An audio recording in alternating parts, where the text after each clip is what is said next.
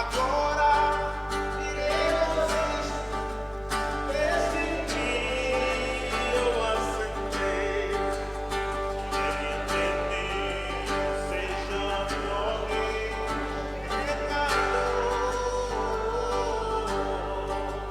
mas agora sou livre, o rei, ao descender,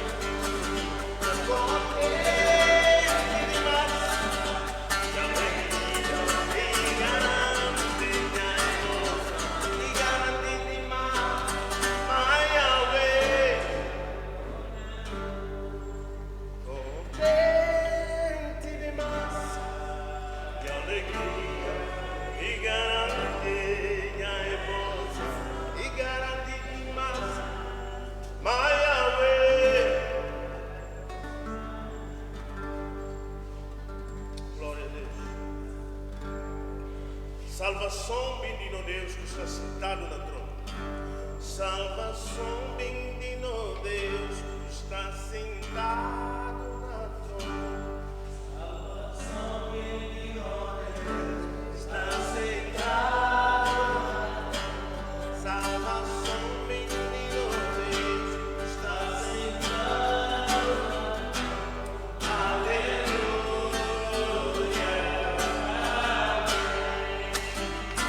Louvor, glória, glorieza,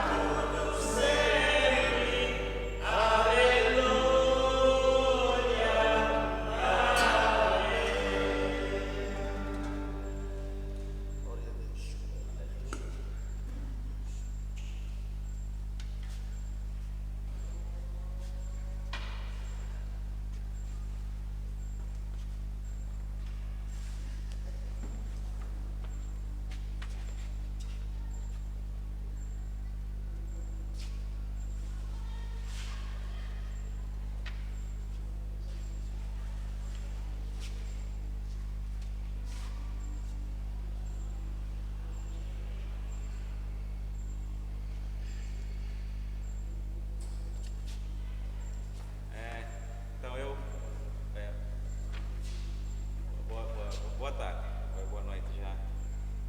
Eu conversei com o Adriano porque o tempo devocional era para ele dirigir alguns pontos de oração agora, mas por causa da nossa hora, então vamos ter que deixar isso. E eu gostaria de chamar o pastor Carlos Gó para fazer uma apresentação aqui.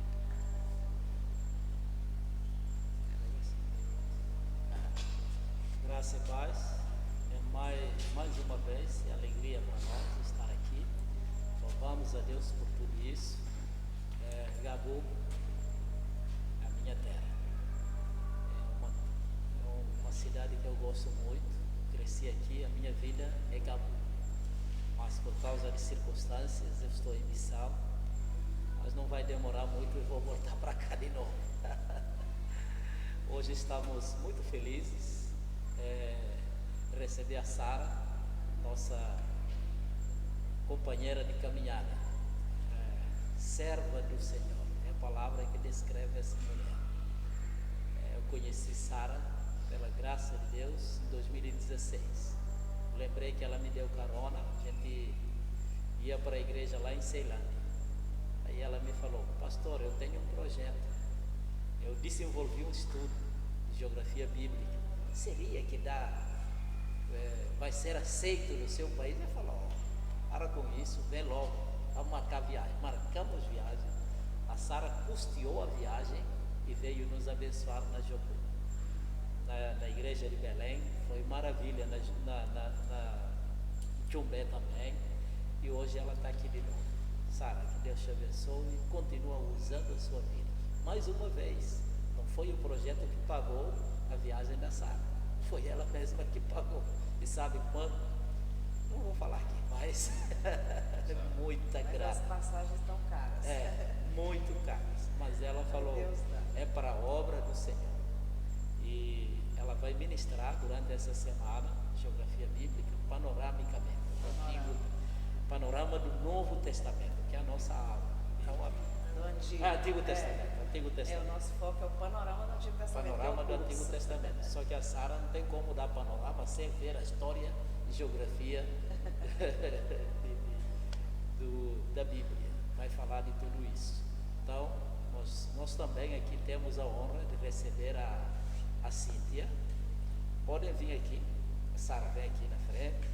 A Cíntia, nós estamos tentando puxar ela para cá, para Guiné-Bissau. Queridos, eu tive o privilégio de conhecer a Cíntia no seminário. Eu fiquei no Brasil 4 anos, aí a Bíblia me pediu para ser deão do seminário, pastor do seminário. Aí encontrei a Cíntia lá, conheci, chegou, eu estava lá, estudando, sem saber para onde ir. Falei, olha, Guiné-Bissau é um país feio, mas pensa num lugar bom de viver. Eu falei, vem para cá que Deus vai te usar. Nós começamos, será que dá? Será que não dá? Passaram 3 anos. E hoje ela está aqui para a glória de Deus. Eu quero que ela trabalhe no projeto juntamente com o Guam, mas tem alguém para que ela fique. tem alguém me sabotando, querendo levar para a aldeia. Então, essas são as preciosas, que Deus nos agraciou esses dias.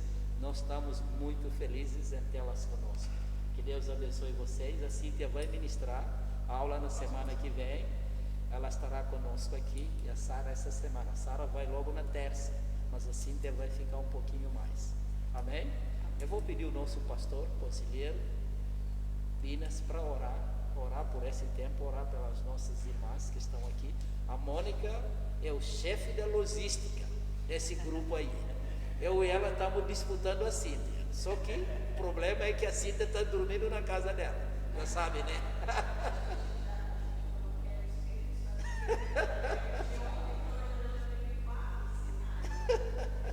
Boa, eu acho que a Cíntia dá conta das 2 coisas, viu? Atender a mãe e te atender. Pinas é o nosso conselheiro nesse projeto. E um dos homens que marcou a minha vida, esse servo aí, muitos anos.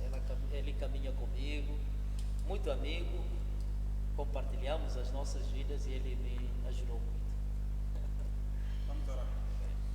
Senhor, muito obrigado pela oportunidade que você nos dá. Só o Senhor é digno e podemos pensar que não merecíamos nada disso, mas o teu amor nos deu o direito, nos deu essa graça de beneficiar essa comunhão, oportunidade de sermos treinados, informados, capacitados para te servir, Senhor. Obrigado por ter trazido as nossas irmãs para nos abençoar nessa semana. Pedimos que o teu Espírito Santo use elas da maneira que só o Senhor quer e quer fazer. Faça para a glória do teu nome. Submetemos as nossas vidas, nossa mente, nosso coração ao controle do teu Espírito Santo. Tenha liberdade de falar. Se tem algo que pode servir de obstáculo para nos impedir, nos distrair, pedimos ao Senhor que nos alerte e nos dê a força de vencer isso, para podermos estar com o nosso coração, nossa mente aqui para ouvir aquilo que você tem para nos ensinar. Em nome de Jesus te agradecemos.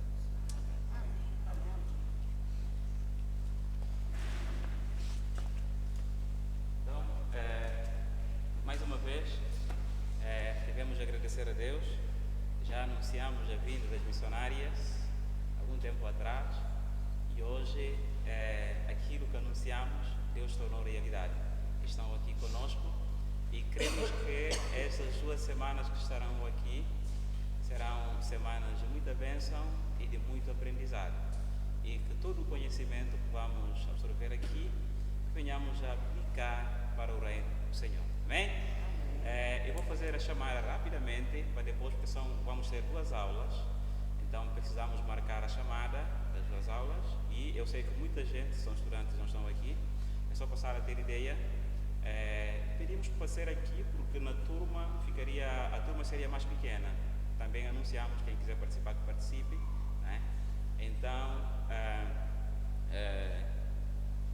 alguns alunos não estão por uma outra coisa, correria do dia a dia, e enfim.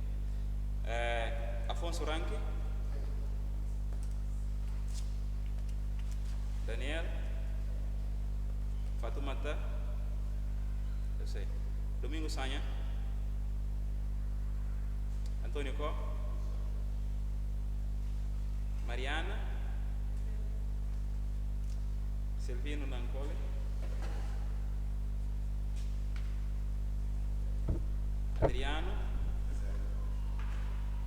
Augusto Sambu, Negar Umbunde, Duarte Nhuta, Seco Nanfimade, Francisco Kumba, Wagner, Piano, Aliu, Samba Diallo, Elton Barros, Lei Teixeira. Ok, muito bem. Então vamos começar esta matéria, Panorama do Antigo Testamento. No sábado vamos terminar a matéria e na segunda-feira vamos começar outra matéria e depois terminamos esta matéria e o pastor Carlos Gó vai terminar a matéria do Antigo Testamento e a outra matéria da nossa irmã Cíntia ainda estamos a projetar para ser terminada por uma outra pessoa que provavelmente virá do Brasil, ainda não sabemos. Se não for, vai ser alguém aqui. Então, eu vou deixar a nossa missionária Sara para começar a ministração aqui das aulas. E vamos distribuir aqui os livros. Os livros serão só para os estudantes, tá bom? Não sintam discriminados aqueles que não são, mas...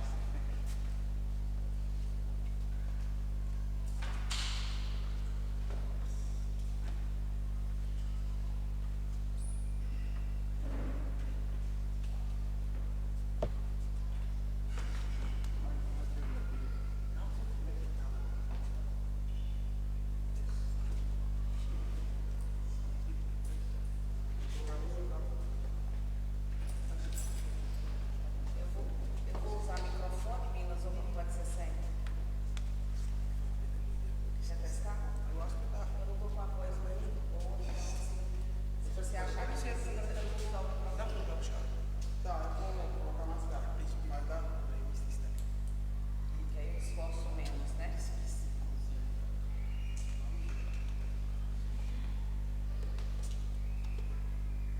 Todos já receberam o livrinho? Sim. Eu quero fazer um comentário primeiro sobre o material.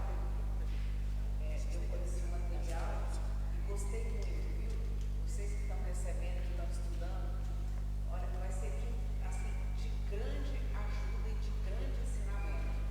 Eu gosto muito, eu tenho uma coisa, eu gosto muito de ter a visão geral.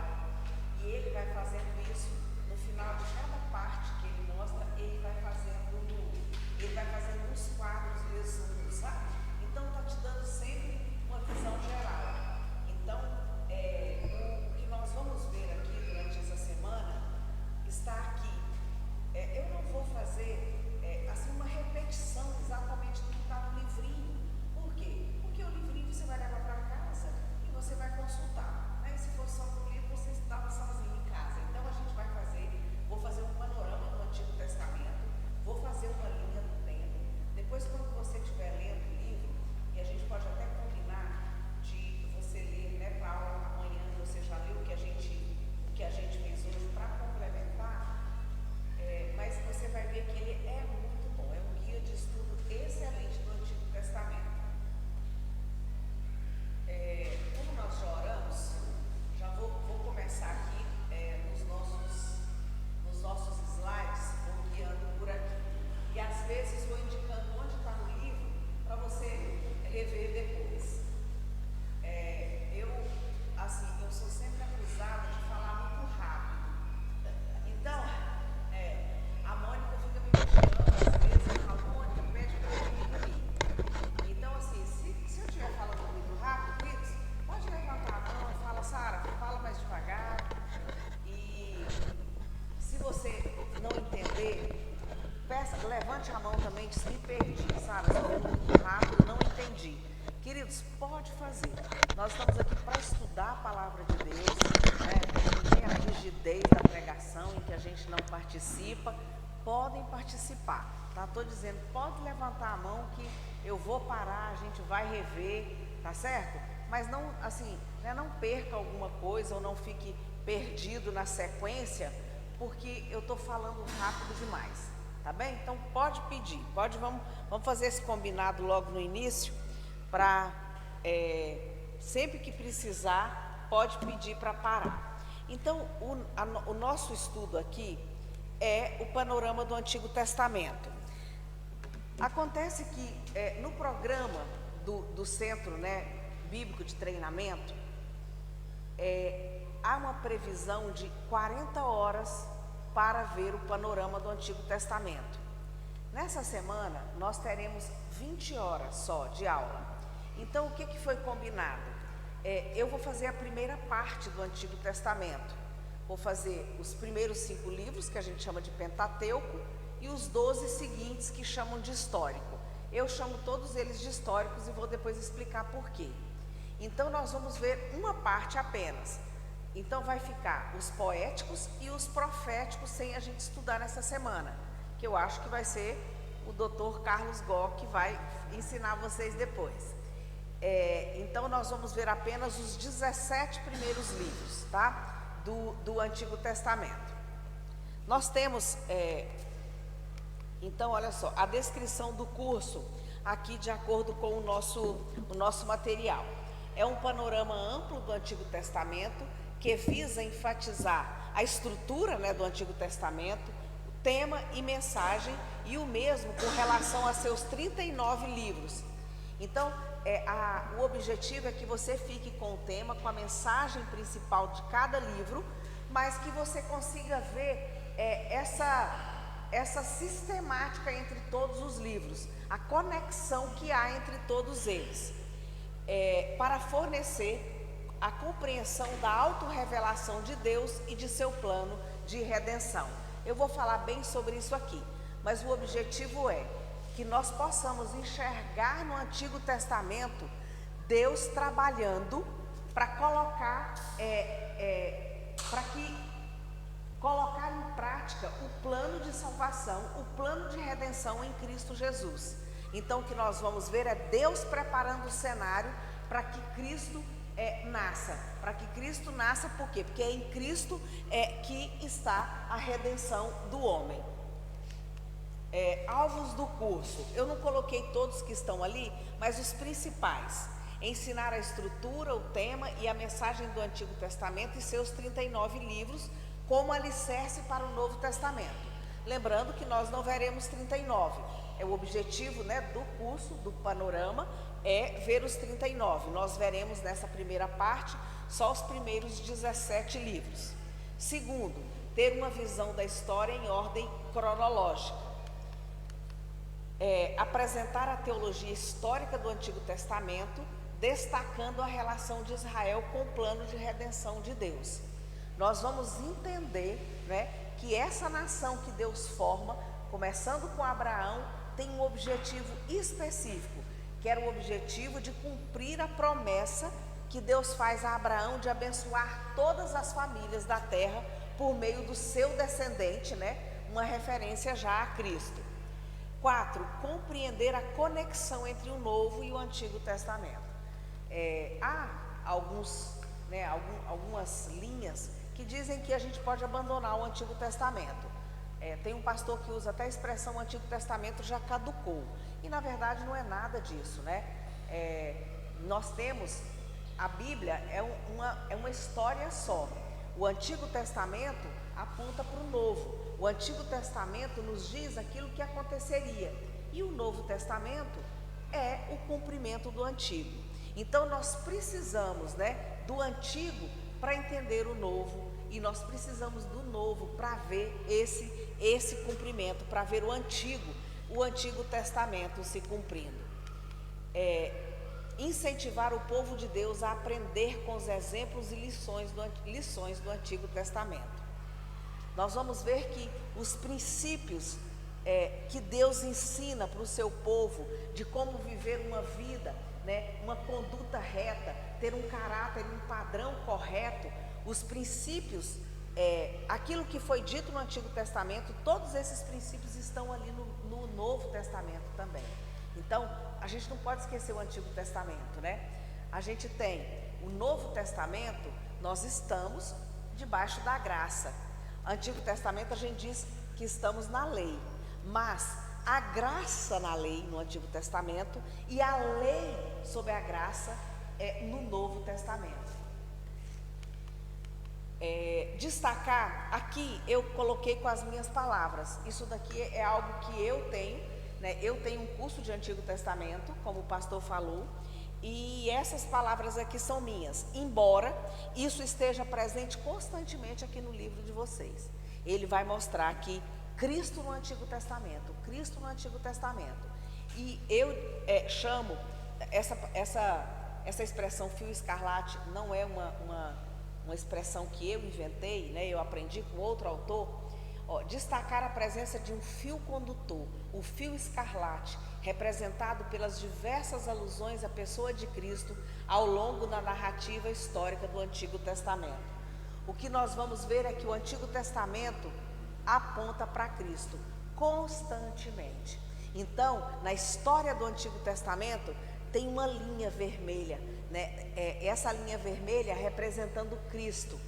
Às vezes essa linha, ela está latente, está bem aos nossos olhos, né? Quando diz assim, passa o sangue nas vergas da porta, para que o anjo da morte passe e não haja morte naquela casa. É uma alusão clara ao sangue de Cristo, né? Que vai nos salvar da morte eterna.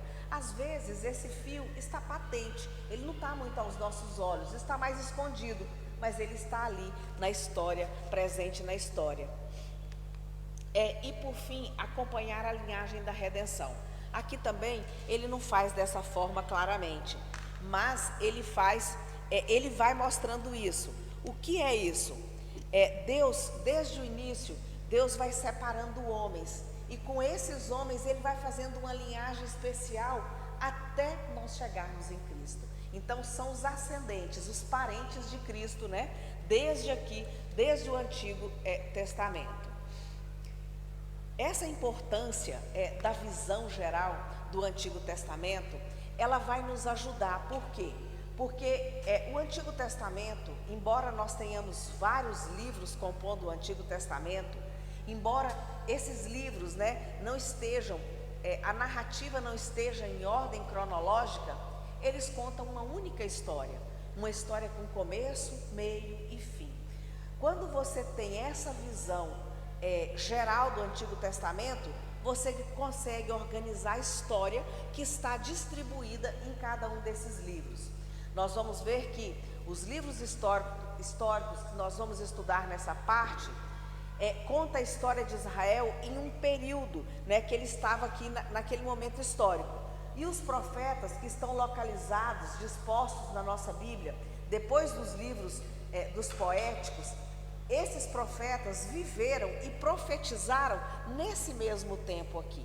Então, o que a gente vai fazer, quando a gente tem essa visão da história, né, em ordem cronológica, a gente organiza aquilo que a gente sabe.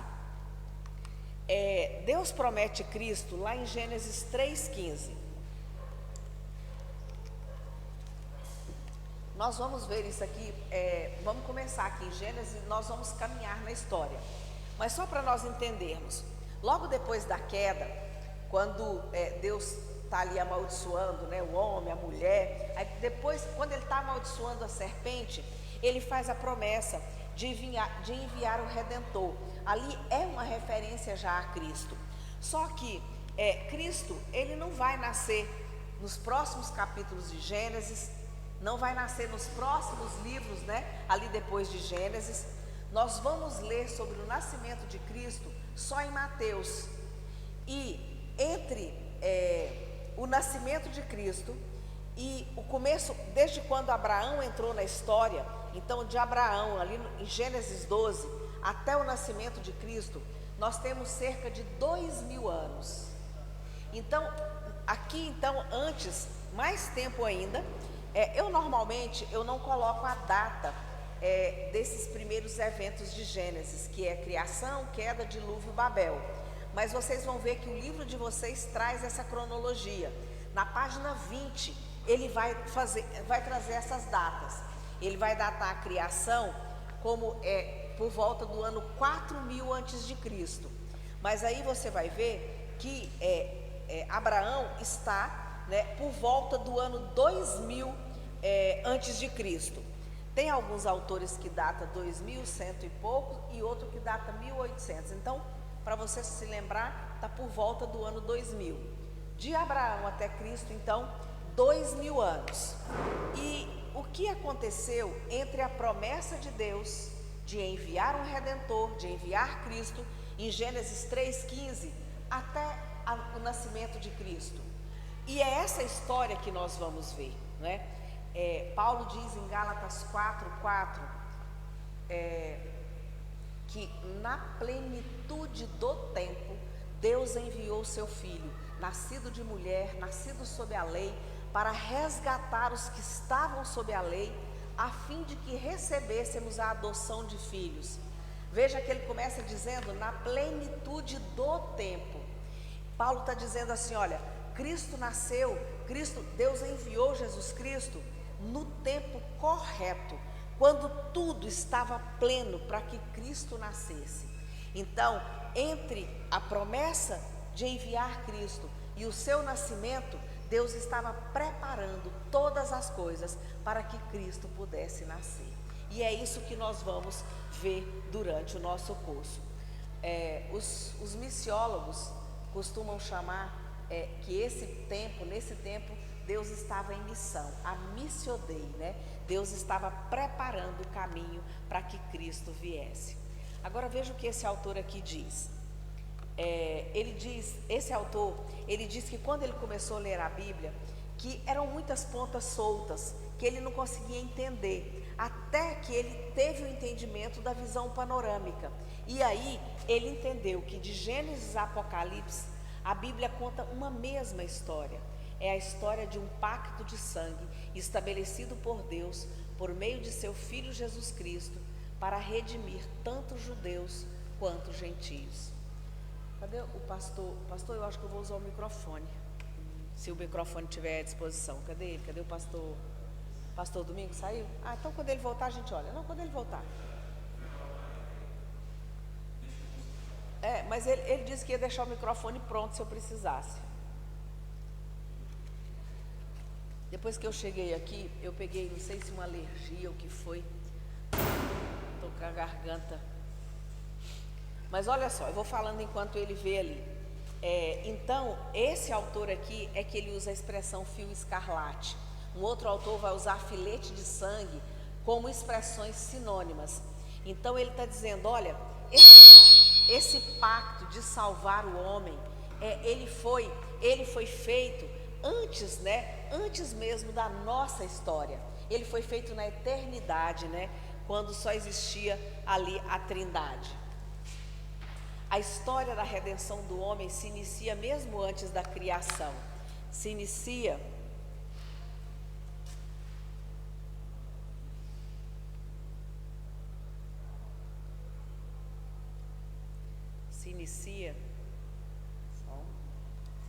a história da redenção do homem. Vou me esforçar um pouco menos. A história da redenção do homem, Binas, tem a questão do eco, né? Não vai dar para você, né?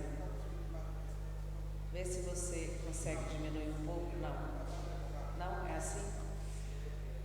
Então não vou usar, Binas. Não vou usar então, porque não vai dar para cá. Eu acho que vai ficar ruim, tá dando eco. Tá vendo? Mas eu estou ouvindo eco, você não está ouvindo não? Pois é, mas e se ficar ruim a gravação? Tá. A história da redenção do homem se inicia antes mesmo da criação. Inicia-se quando o dedo de Deus começa a desenhar uma linha escarlate, o filete de sangue que entra na história, que atravessa por inteiro e se projeta pela eternidade por vir. Esse é um outro autor que diz isso, mas ele está falando a mesma coisa, né? Essa linha, ela começa a ser desenhada antes mesmo da criação. Tudo gira em torno do fio escarlate, estendido desde a eternidade passada até a eternidade futura. se observa atravessando de capa a capa as páginas das Sagradas Escrituras, o sangue redentor de Jesus Cristo. Então nós vamos usar, durante o nosso estudo, nós vamos usar a expressão fio escarlate e filete de sangue como sinônimas. Bina, se tiver ruim, eu faço sem, não tem problema. Posso seguir? Será que se eu sair na direção ali ajuda? Não, não ajuda, né? É aqui, né? Mas também está dando um retorno ali. Não, é para ele.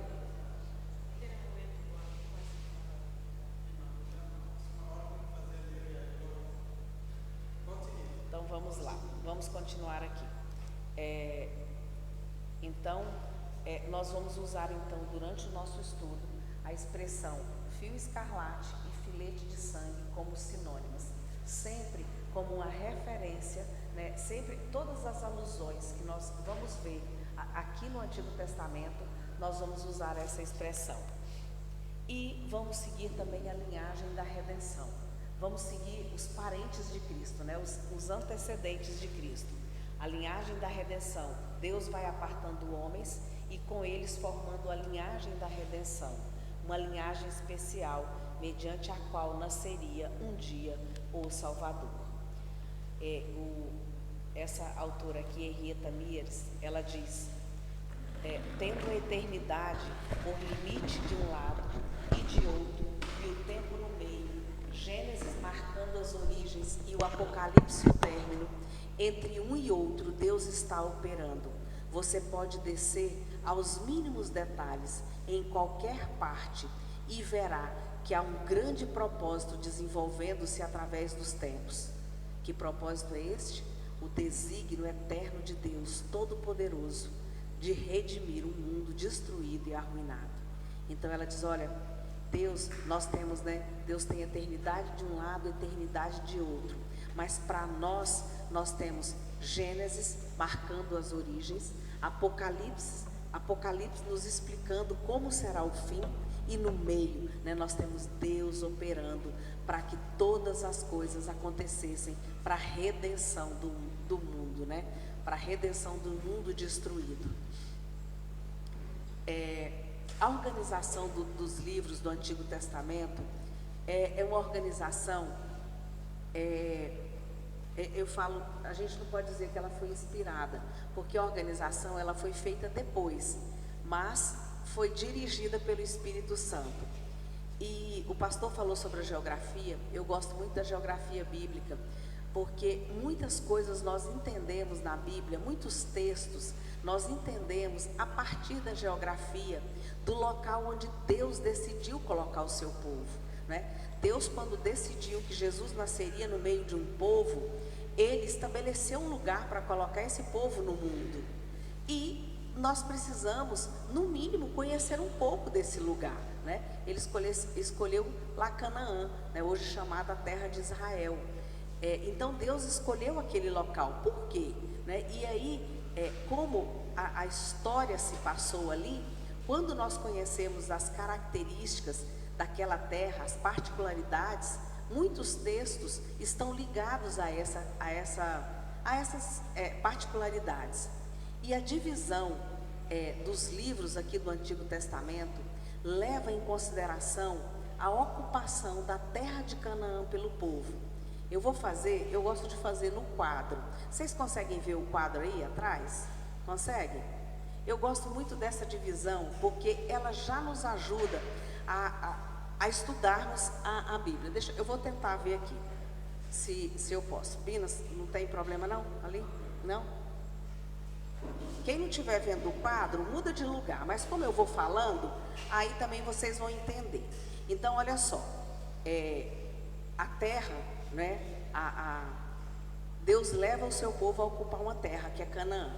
Os livros do Antigo Testamento estão organizados em função da ocupação da terra por Israel. Então, o Antigo Testamento, nessa divisão, a gente vai fazer... tem 3 grupos no Antigo Testamento de livros. O primeiro grupo é um grupo de 17 livros. Esses 17 livros aqui, nós fazemos uma subdivisão. Nós temos primeiramente um grupo de 5 livros, que são os primeiros 5, que é Gênesis, Êxodo, Levítico, quem quiser pode ir relembrando aí, Números e Deuteronômio. Esses 5 livros aqui, nós chamamos de Pentateuco, né? Penta é de 5, mas o caráter desses 5 livros é histórico. Então são livros, né, quanto ao caráter, são históricos. E esses 5 livros contam a história do povo de Israel antes deles entrarem em Canaã. Então, antes de Canaã. E aí, na sequência, nós temos um grupo de 12 livros para completar os 17. 12 livros, que são os livros seguintes aqui, né?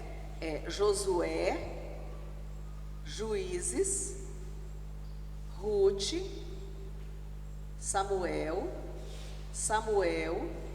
Reis, Crônicas, Esdras, Neemias e Esther. Aqui nesses 12 livros, nós vamos fazer uma subdivisão. Nós vamos separar os 9 primeiros livros e dos 3 últimos. Esses 12 livros aqui, quanto ao caráter, eles também são históricos. Vou escrever aqui em cima. Também são históricos. E os 9 primeiros livros contam a história do povo de Deus quando eles estão na terra de Canaã, em Canaã. Josué é o livro que vai fazer a transição, porque Josué é que vai liderar o povo a entrar na terra. Então esses aqui contam a história antes de Canaã e esses 9 contam a história em Canaã. No final aqui do livro de Reis, Crônicas vai repetir isso, o reino do sul vai ser levado cativo para a Babilônia. E esses, aqui, nessa divisão os 3, aqui os 9 e esses 3 últimos aqui. O povo vai para o cativeiro na Babilônia. Esses 3 livros históricos aqui contam a história do povo quando eles retornaram do cativeiro. Então esses 3 aqui a gente chama de pós-exílicos. São livros que contam a história do povo de Israel quando eles voltaram do exílio. Então são pós-exílicos. Na sequência, nós temos um grupo de 5 livros. Esses 5 livros aqui, que é o grupo do meio, são chamados de livros de sabedoria, porque são livros que contam a experiência, né, dos seus escritores. São chamados de sapienciais, e são Jó, Salmos, vamos lá, pode ir, Provérbios, Eclesiastes e Cantares, né? 1, 2, 3, 4, 5. E são chamados de sapienciais, são livros de sabedoria. Na sequência, nós temos um novo grupo de 17 livros. Do modo como dividimos os livros históricos, aqui também há uma divisão: 5 livros e 12 livros. Os 5 livros primeiros Isaías, Jeremias, Lamentações de Jeremias, Ezequiel e Daniel. Esses 17 aqui é o grupo dos profetas. Os 5 primeiros são denominados profetas maiores.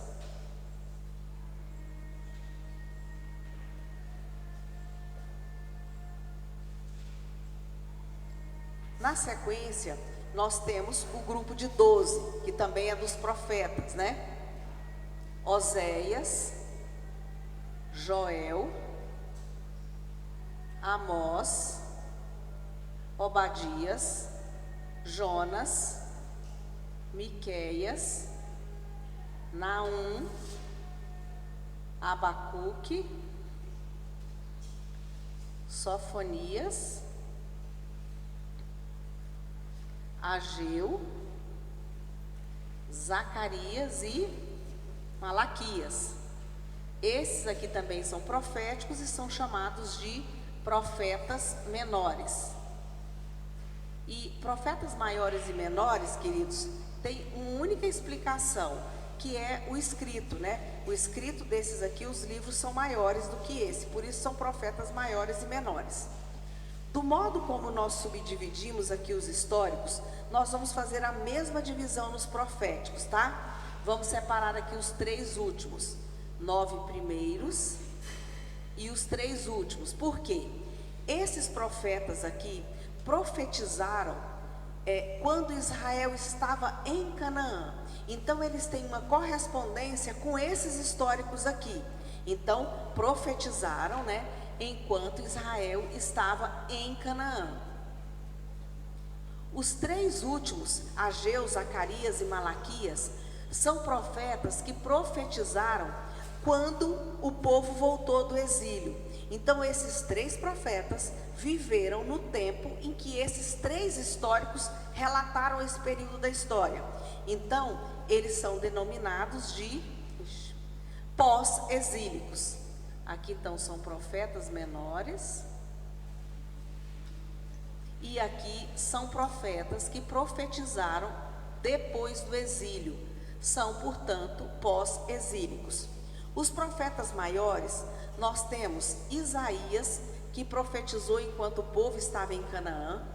Jeremias é um profeta bem interessante, porque Jeremias ele começa a profetizar quando o povo ainda está na terra, mas ele presencia a Babilônia levar o povo para o cativeiro, né? Jeremias vai presenciar a destruição de Jerusalém e a destruição do templo.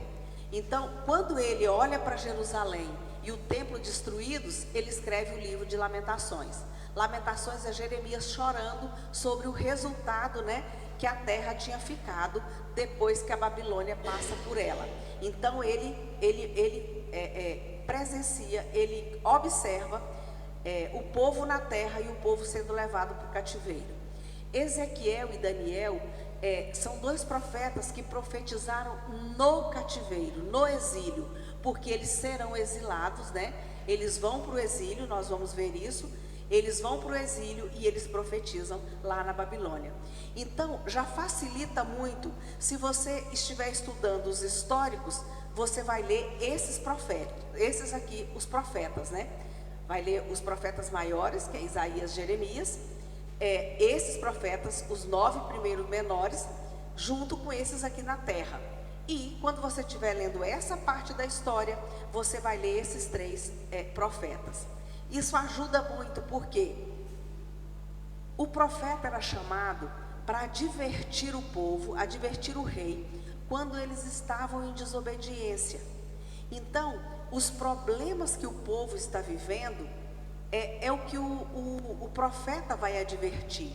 Então, quando você lê o que estava acontecendo ali naquele momento histórico, você vai ver que combina, que casa direitinho com a mensagem do profeta. Porque o profeta, ele está chamando a atenção daquilo que o povo está vivendo, né? Malaquias, por exemplo, que vive aqui no final, já no pós-exílio, a gente vai ler Neemias e nós vamos ver que um dos problemas é que o povo não estava trazendo mais o dízimo. O local no templo que era separado para guardar os dízimos, eles tinham inclusive ocupado com outra coisa. E aí, o que Malaquias vai advertir? Trazei todos os dízimos à casa do tesouro, né, para que haja mantimento na minha casa. Os levitas tinham deixado o templo e voltado para suas cidades, porque eles não tinham o que comer. Por quê? Porque os levitas viviam dos dízimos. Então, Neemias está contando essa história. Ele vai dizer, por que a câmara onde guardava os dízimos está ocupada? Porque alguém, né, o sumo sacerdote, na verdade um sacerdote, tinha feito um escritório para o genro dele, onde guardava os dízimos. Então a gente vai entender, vai facilitar muito a entender a mensagem dos profetas, porque contextualiza, né? Mas vamos lá. Eu fiz um videozinho desse aqui na época da pandemia. Depois eu posso dar. Se você colocar no YouTube Organização dos Livros do Antigo Testamento, Sara Mariano, vai aparecer. Depois, se você quiser olhar. Então, vamos começar aqui. Tem uma coisa. Eu vou falar depois. Que eu queria falar sobre um dos objetivos que o livro ele fala, mas eu vou falar aqui na frente. Olha só, nós não vamos estudar, e não é o propósito do material, estudar exaustivamente cada versículo bíblico. Vocês vão ver que quando ele fala aqui do início de Gênesis, ele vai passando. O objetivo é que você tenha uma visão geral, mas para se ter uma visão geral, a gente precisa ler. Então, embora aqui nós não detenhamos, não vamos nos deter em cada versículo, mas você precisa ler. Nós precisamos ler, tá certo? Porque o que faz diferença é essa leitura. A gente vai aprendendo, mas a gente vai estudando, né, e gravando a palavra de Deus. Gênesis é um livro importantíssimo. Além de introdutório, Gênesis é um livro explicativo. Nós vamos entender muitas coisas em Gênesis que nós não aprendemos em nenhum outro livro. Os registros bíblicos, né, os livros que se seguem, estão ligados inseparavelmente a Gênesis. Gênesis começou a ser escrito nos dias de Moisés. Nós acreditamos que o autor desses 5 livros foi Moisés. Várias vezes isso está escrito. Deus mandou Moisés escrever, Moisés registrou, não é? Tem vários versículos dizendo isso. E então foi Moisés que começou a escrever. Mas Moisés começa a escrever e ele é inspirado a escrever eventos que ele não presenciou, como por exemplo a criação, né? Em Gênesis nós temos 2 divisões importantes. São claras essas divisões. Do capítulo 1 ao 11, nós temos uma visão da história da humanidade, de um todo, né? Uma visão geral. A partir do 12, essa história se estreita, e aí nós vamos acompanhar, não mais a história da humanidade, mas a história do povo de Deus, a história dos hebreus, né? Um povo que vai ser formado a partir de Abraão. Então veja, do capítulo 1 ao 11, nós temos 4 eventos importantes. A criação, a queda, o dilúvio e Babel. Então veja, na primeira parte, 4 eventos importantes, do capítulo 1 ao capítulo 11. No capítulo 12, nós temos o chamado de Abraão. Deus chama Abraão. Nós vamos ver esse chamado com detalhes. E aí, a partir do 12 até os 50, nós temos 4 personagens: Abraão, Isaac, Jacó e José. Então veja que o conteúdo de Gênesis agora já está na sua cabeça. Primeira parte, de 1 a 11, 4 eventos: criação, queda, dilúvio e Babel. Segunda parte, 4 pessoas importantes, 4 personagens importantes: Abraão, Isaac, Jacó e José. Vamos passar rapidamente por eles. Olha, gente, isso tem tudo no livro. E se vocês quiserem, né, os alunos quiserem os slides, eu posso fornecer, tá? Então, assim, se você não quiser gastar tempo, eu posso fornecer por pendrive. Quem tiver já pode copiar aqui no final da aula, sem problema, tá bem? E no livro tem isso, assim, bem detalhado. Veja só, a criação. Abra sua Bíblia em Gênesis 1:1. O versículo é um versículo que nós sabemos de cor. No princípio criou Deus os céus e a terra. No princípio criou Deus os céus e a terra. Nos versículos seguintes, nós vamos ver que Deus vai nos contar, né? Deus vai mandar que Moisés registre o modo como ele criou todas as coisas. O que Deus vai registrar aqui em Gênesis não é uma teoria, é um testemunho, né? É um testemunho divino. Veja, há uma grande diferença entre um testemunho e uma teoria. A teoria, ela nasce da observação dos fatos. Vai se observando os fatos e aí cria-se uma teoria. Uma teoria, ela pode mudar com o tempo. Os fatos vão mudando, a teoria pode mudar. Mas o testemunho não. O testemunho é o relato uma pessoa relata aquilo que ela viu. Então é o relato do que ela testemunhou. E o que nós temos aqui em Gênesis é isso, é um testemunho do próprio Deus. Quando a gente fala de testemunho, a gente, pelo menos a mim, trabalhei no tribunal há muitos anos, vem à mente a testemunha no tribunal, não é? Eu não sei se aqui a testemunha tem um papel importante, mas a gente tem um papel importante, né? Quando você quer provar alguma coisa, você diz assim, você leva lá na frente do juiz e diz, olha, isso é verdade, o fulano viu, e o juiz vai inquirir aquele fulano e ele vai dizer, vi, foi assim que aconteceu. Tanto é que quando uma testemunha chega diante do juiz e ela diz assim, não, o juiz diz, você viu? Ela disse, não, eu ouvi contar, eu fiquei sabendo porque alguém me contou. Esse testemunho já é completamente enfraquecido, né? Então, a testemunha, e a testemunha boa é aquela que diz assim, eu vi, foi assim que aconteceu. E o que nós temos aqui em Gênesis é isso, é Deus testemunhando, Deus dizendo como Ele fez todas as coisas. Nós temos vários versículos na Bíblia afirmando que os testemunhos de Deus são fiéis. Esse aqui é do Salmo 93, fidelíssimos são os seus testemunhos. E esse, aqui é o Salmo 19 que eu ia citar. O testemunho do Senhor é fiel e dá sabedoria aos simples. E veja bem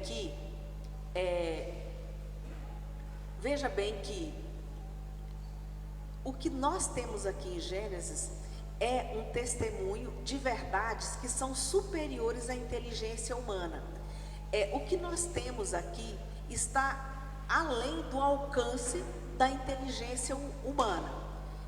O homem podia, né, se desenvolver como se desenvolveu, pode desenvolver a tecnologia como tem desenvolvido, pode inventar a inteligência artificial, mas se Deus não tivesse decidido revelar como Ele criou todas as coisas, do nada, né, com a sua palavra, por meio do poder do Espírito, nós jamais saberíamos como tudo foi criado. Por quê? Porque nós não haveria como saber, porque ninguém estava lá, e o desenvolvimento, a inteligência humana jamais alcançaria isso.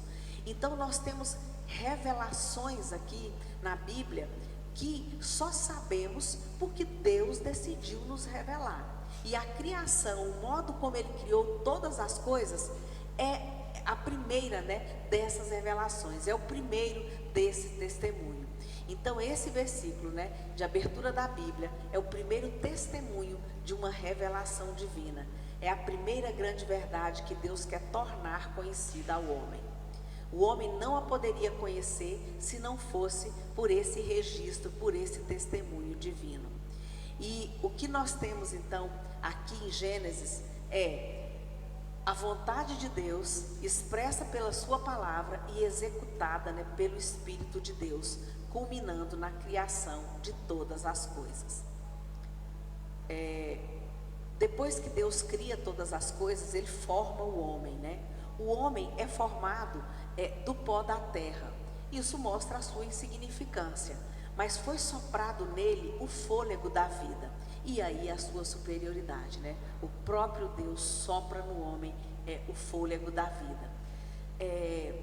Tem um vídeo, eu vou passar um vídeo agora, design inteligente, eu não sei quantos já viram.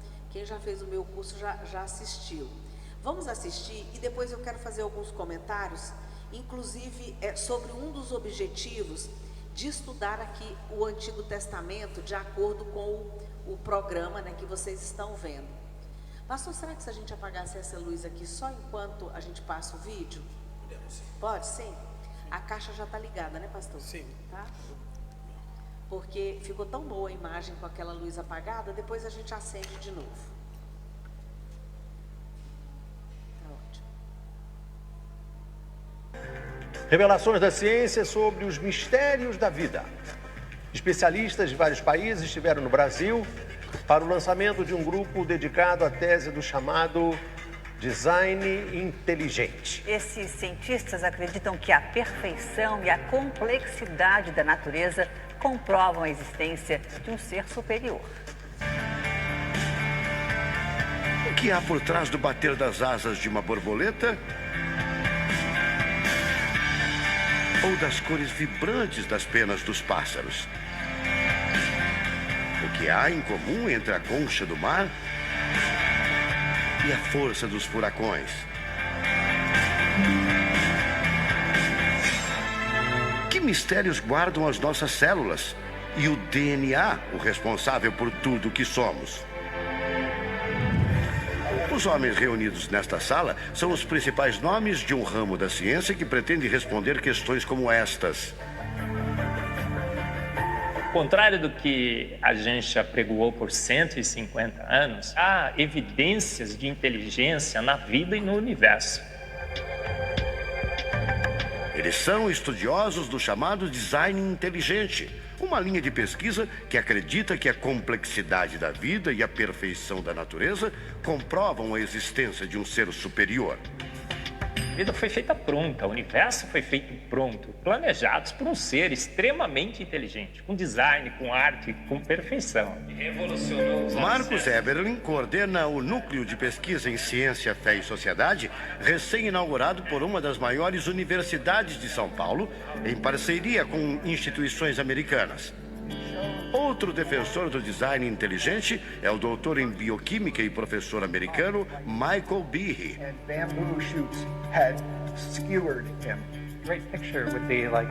Brian Miller é doutor em física. Ele coordena as pesquisas da Universidade de Duke, nos Estados Unidos. Seria um super engenheiro, um super arquiteto? Você pode dizer isso, responde o físico. Um arquiteto que tinha a vida em mente, um criador que fez a vida deliberadamente.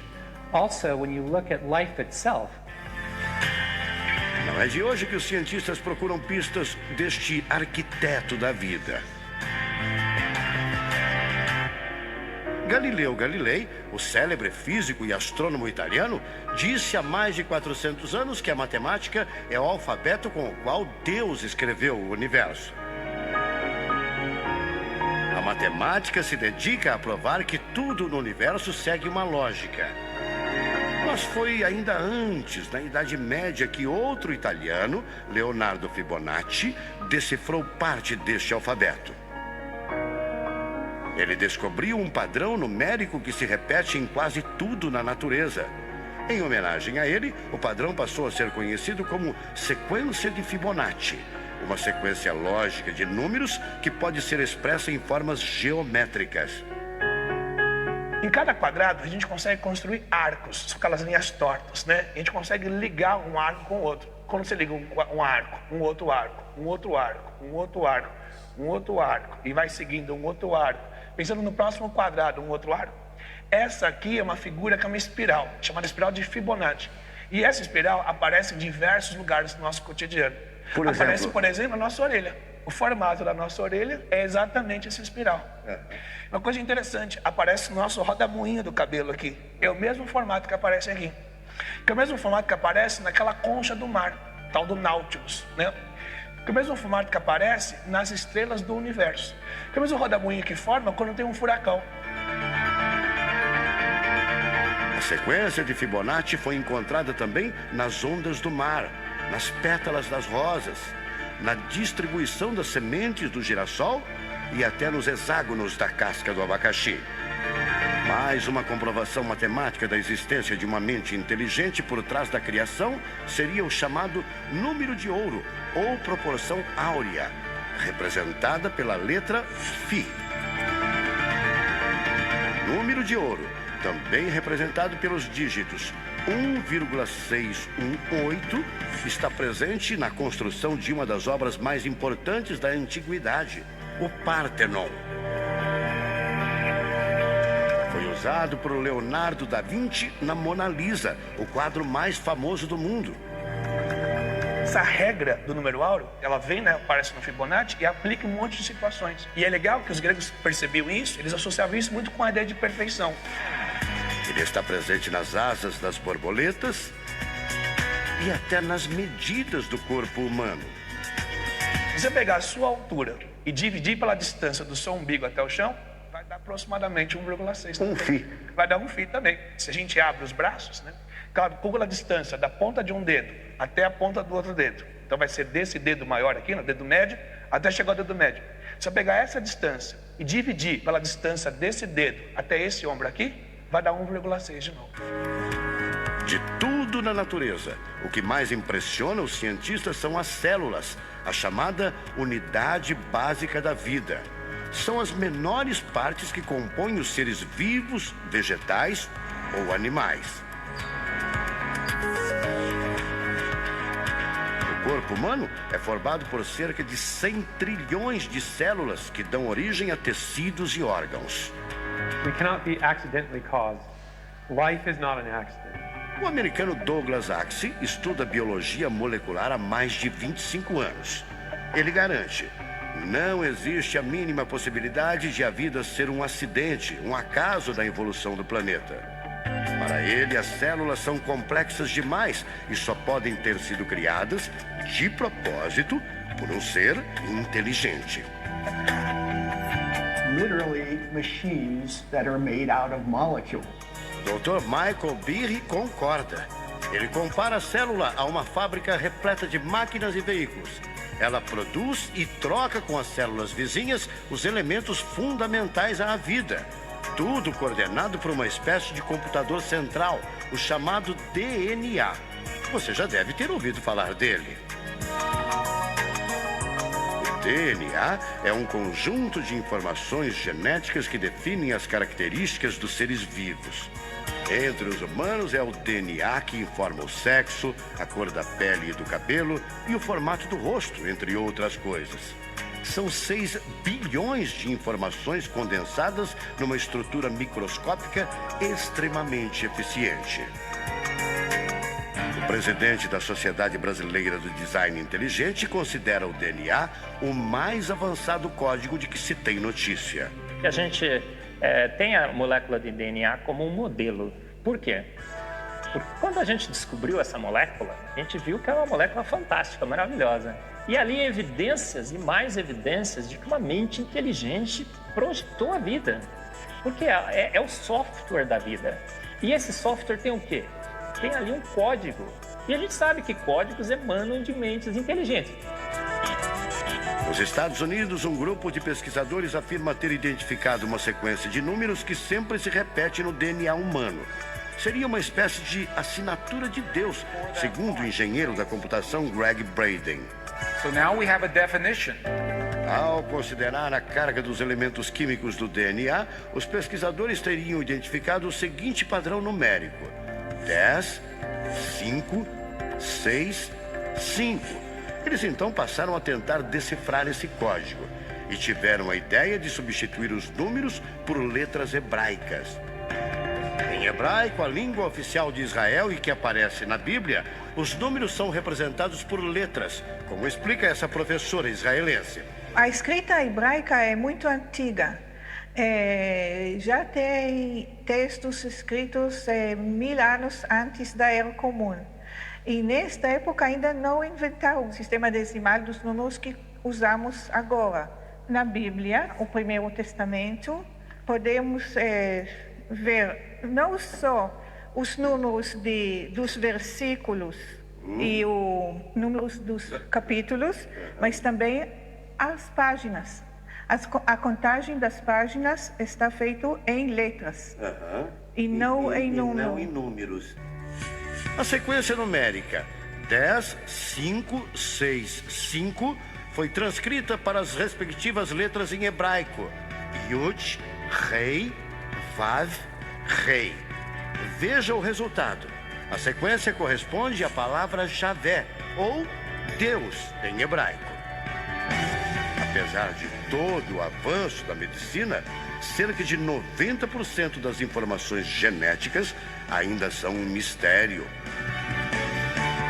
O professor Eberlin diz que as descobertas científicas trazem implicações sérias para toda a humanidade, mas cada vez mais reforçam os argumentos de quem acredita no design inteligente, a assinatura de uma força superior. A gente vai ter que entregar essa informação para a filosofia e para a teologia. E a gente agora, como bons filósofos e teólogos que todos somos, a gente vai colocar a nossa filosofia e nossa teologia em cima desse dado científico e optar pela melhor opção. Eu, óbvio, acho que a melhor opção é Deus. Como gente, a gente tem esse direito, né, de especular em cima da descoberta científica de que uma mente inteligente orquestrou o universo e a vida.